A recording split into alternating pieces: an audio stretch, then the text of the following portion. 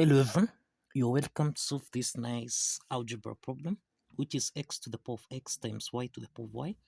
This is equal to 8 multiplied by x to the power of y times y to the power of x. So what is the value of x and what is the value of y? Given that x and y, these are members of positive integers. Now, let's provide a solution from here. We have x to the power of x times y to the power of y. This is equal to 8 x to the power of y multiplied by y to the power of x. So let's divide both signs by y to the power of x, and also here we have y to the power of x. So y to the power of x here simplifies so that we have x to the power of x times y to the power of y divided by y to the power of x. This is equal to 8 multiplied by x to the power of y. The next step is to divide both signs by x to the power of y, and also we have x to the power of y. So x to the power of y on the right hand simplifies so that now we have x to the power of x divided by y to the power of x times y to the power of y divided by x to the power of y. This is equal to 8. Now, you can see we have x to the power of x here and y to the power of x and y to the power of y and x to the power of y. This is in the form of a to the power of n divided by b to the power of n, which we can express as a over b raised to the power of n. Now, applying this exponent property, then we have x over y raised to the power of x multiplied by y over x raised to the power of y. This is equal to 8. So this is x over y and this is y over x. So this means that a over b raised to the power of n, this can be expressed as b over a raised to the power of minus n.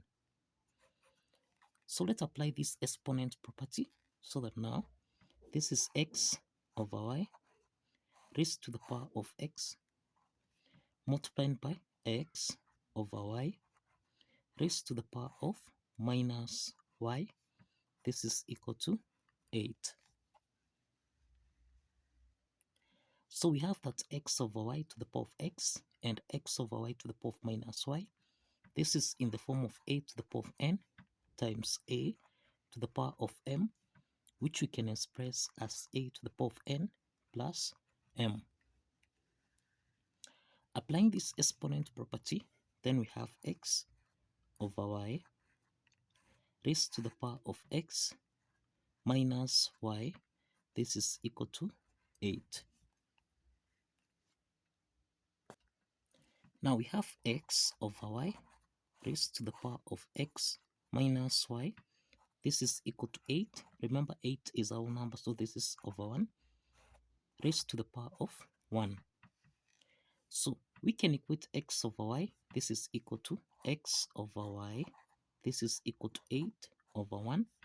And we have x minus y. This is equal to 1. So we have x minus y. This is equal to 1.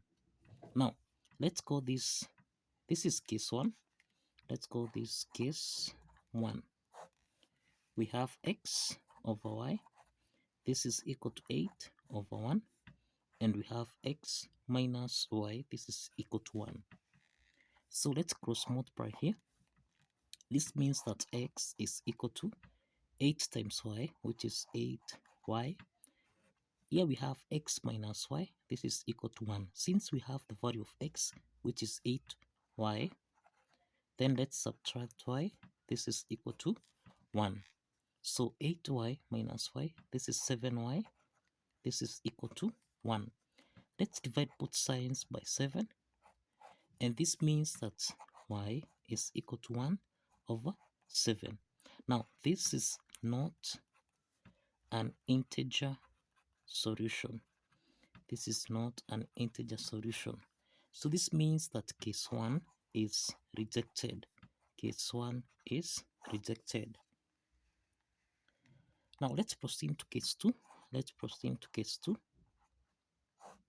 In case 2, we have x over y raised to the power of x minus y.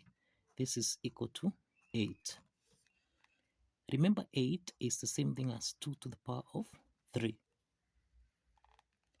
So this means that x over y raised to the power of x minus y, this is the same thing as 2 over 1 raised to the power of 3.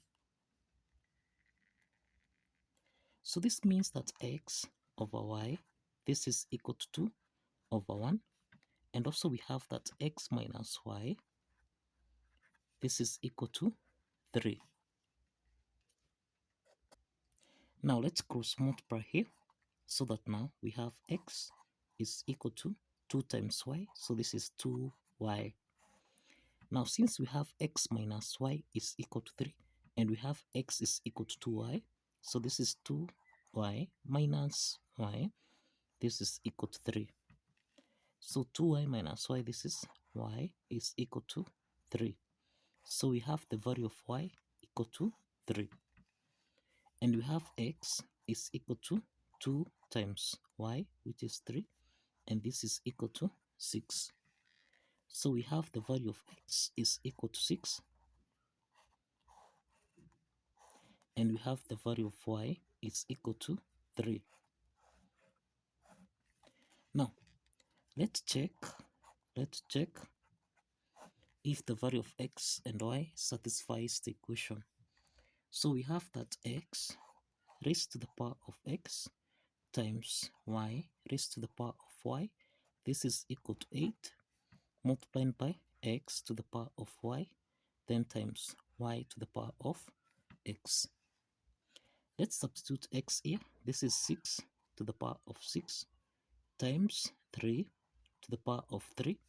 This should be equal to 8 times x, which is 6 raised to the power of 3, times y, which is 3 to the power of 6. The left hand side should be equal to the right hand side. We can express 6, this is 2 times 3 raised to the power of 6, then times 3 to the power of 3, this is equal to 8, multiplied by 6, which is 2 times 3 raised to the power of 6, then times 3 to the power of 6. Now 2 times 3 to the power of 6, this is in the form of a times b raised to the power of n, which we can express as a to the power of n times b to the power of n.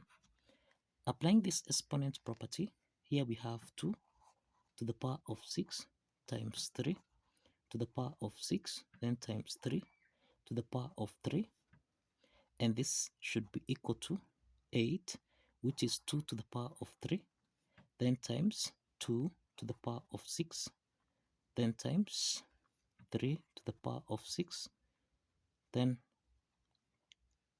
here we have, so this is 2 times 3 to the power of 3, so here, so that now here we have 8, which is 2 to the power of 3, times 2 to the power of, this is 3, then times 3 to the power of 3, then times 3 to the power of 6. So we have 2 to the power of 6 times 3 to the power of 6 times 3 to the power of 3. This is equal to 2 to the power of 3 times 2 to the power of 3 times 3 to the power of 3 times 3 to the power of 6. Now, this is 2 to the power of 6 multiplied by 3 to the power of 6 times 3 to the power of 3. We have common basis here, so this is 3 raised to the power of 6 plus 3. This is equal to, now we have 2 to the power of 3, 2 to the power of 3 here, so this is 2 to the power of 3 plus 3, then times 3 to the power of 3 times 3 to the power of 6, so this is 3 plus 6. So this means we have 2 to the power of 6 times 3 raised to the power of 6 plus 3, which is 9, and this should be equal to 2 to the power of 3 plus 3, this is 6, multiplying by 3 to the power of 3 plus 6, which is 9. So on the left hand side, we have 2 to the power of 6 and 3 to the power of 9, which is equal to 2 to the power of 6 times 3 to the power of 9. So the left hand side is equal to the right hand side. And this affirms that the value of xa, which is equal to 6, and the value of y, which is 3, satisfies the equation. So kindly follow the steps, like this video, and subscribe. See you in the next video. Bye bye for now.